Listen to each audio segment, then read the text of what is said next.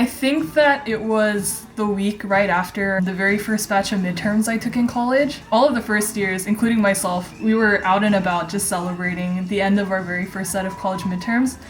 And it took me maybe like 15 minutes, not even 15 minutes, at a party with a couple of my friends to realize that I was even more exhausted at this party than I was taking my midterms. And it was really tiring to be around that many people, even despite the fact that they were all very good people. The feeling of exhaustion didn't really go away until I was back in my dorm alone that night. The idea of introverts recharging by being themselves and having alone time really hit me then. I have been an introvert my whole life, but I think like the moment that I accepted the fact that I was an introvert was sometime in fall last year. I was like still new to the city because I just moved there. I went downtown by myself. In downtown Seattle, they have a Ferris wheel and it's really close to the pier. I was watching the sunset from there and I just remember being super appreciative that I was by myself in that moment. I had to kind of learn how to entertain myself from a young age, and I think I just grew really, really comfortable with that. I don't easily get bored by myself, and I can always kind of find something to keep my mind on. A defining moment in my journey as an introvert, I would have to say it's probably now, right here, right now, because I am in confinement. I've been knitting a lot just because I have the time and it's something that I enjoy doing when I'm alone. This is probably the most trying, most testing moment. It's the moment where I can say for sure that I'm more of an introvert than an extrovert. I am introverted, but I also do like being in the spotlight. If I'm performing or something, it's fun to go all out and to kind of like not be how you usually are like 95% of the time. I always found it really fun to like exaggerate emotions and show an audience how you perceive this character to be feeling. I act more extroverted than I really am when I need to. For my extracurriculars, if I have to say something out loud in front of like a group of students, or with like my boss at work back on campus, if I have to present something to her, then I make sure that I speak a certain way, that I act a certain way. Or when I'm around strangers at like a networking event or something like that.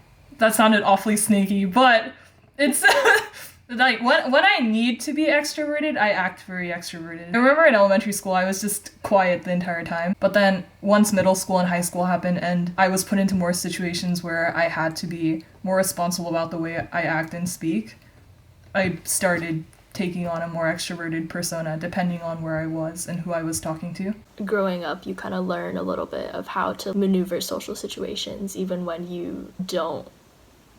Not that you don't want to, but it's like a little bit more out of your comfort zone. The way that my parents raised me, value-wise, is the Asian way.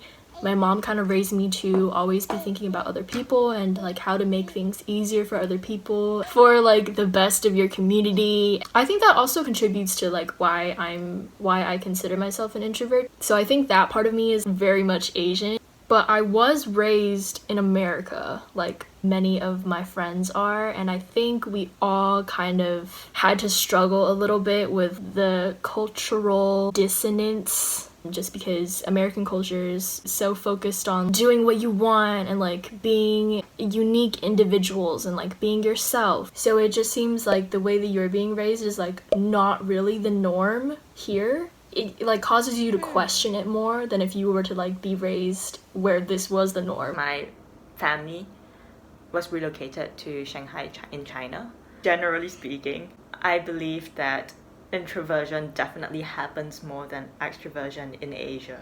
It has to do with how Asian countries are generally more community-based. It's got to do with family hierarchy. For example, when you're talking to your parents, you need to respect them. We are just taught from a young age to just listen, especially if the person is older than you.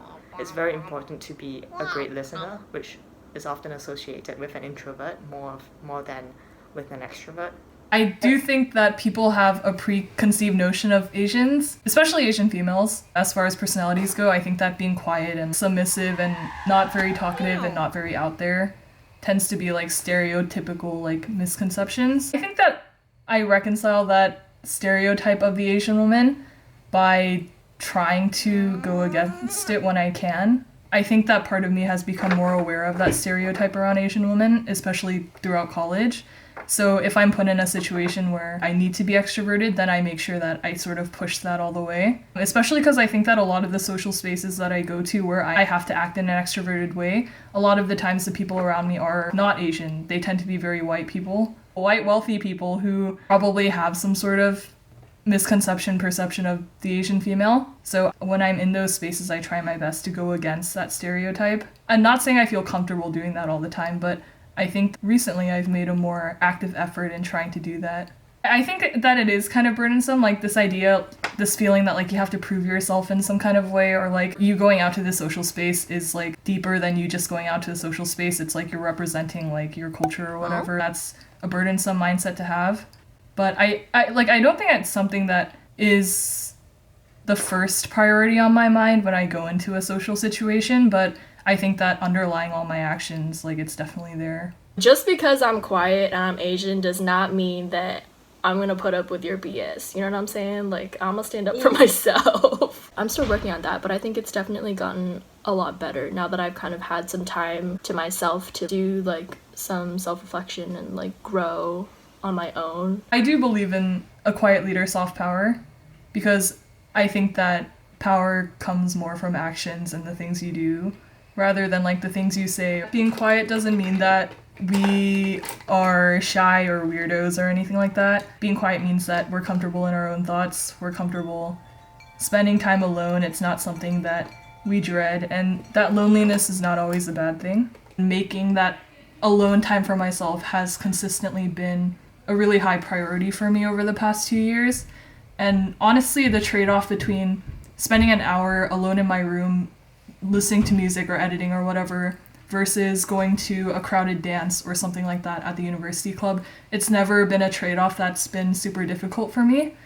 And it doesn't mean that I don't hang out with my friends, it doesn't mean that I don't have fun when I'm in those social spaces, but at the end of the day, I think that I really look forward to the hour or two before bed when I'm just by myself with my thoughts. It's never boring, that time by myself, and it's always sort of a breather before I call it a night.